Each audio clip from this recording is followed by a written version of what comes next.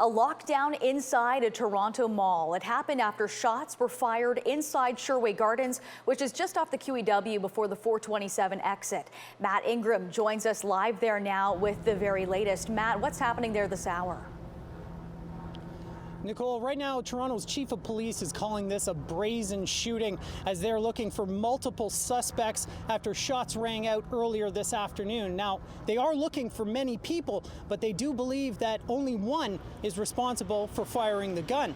It was 2:30 when multiple calls for shots fired came in and police responded. Many police, including ETF officers. They say two groups of people had gotten into a physical altercation. Guns were drawn and shots were fired. Now, one gun was drawn, I should say. There are no confirmed injuries. However, police say there is blood on the floor, which they believe is from one of the people involved in that physical altercation, but not from a gunshot wound. Right now, police are just finishing evacuating the mall. Some people were told to shelter in the backs of stores when it happened, while others ran outside. Police say they believe those responsible left the mall earlier, and officers have searched everywhere. Now they're continuing to investigate to try and locate them. Toronto's chief of police says they will be found soon. Well, it's just absolutely brazen, and it's just a total disregard for other members of the public and public safety. It's ridiculous. The reality is, though, we're going to find them shortly. As I said, this mall, outstanding video, lots of witnesses. I suspect that you'll see that we'll make some arrests soon. We've spoken with plenty of people here this afternoon who are shaken, say they can't believe something like this would happen in this area inside a mall.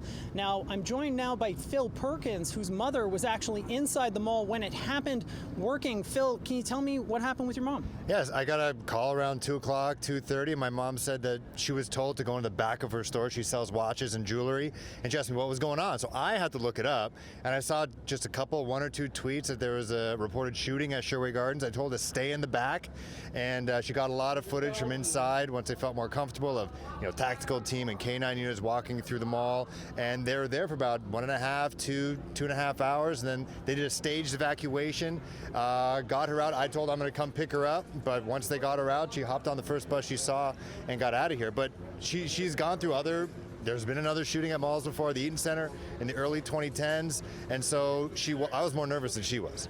So she's not very shaken up by this. What was it like being inside? Had she given you an idea of how other people were reacting? Was there panic inside the mall? I think there was more confusion. She said I knew more than she did. She didn't know anything.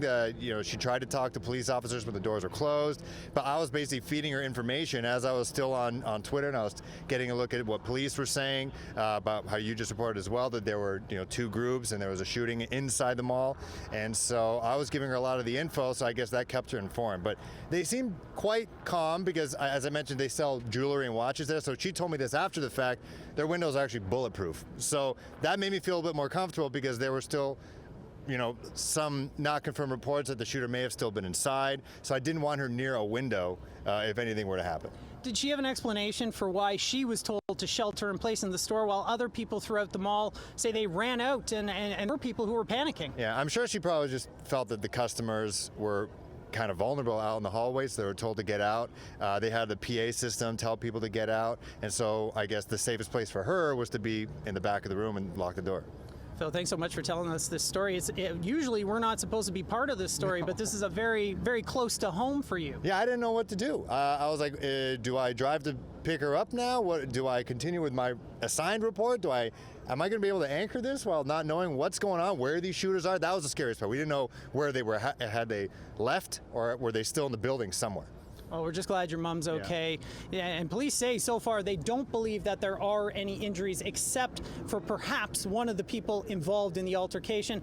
That investigation continues right now. Most of the people have left the scene. You can be able to see a few people still trickling out. There are still tons of police forces here. Peel Region also sent their ETF officers as well as some K9 officers. This is still a very active scene, an active investigation. We are expecting to hear more from Toronto Police later tonight, but for now, I'm going to send it back inside.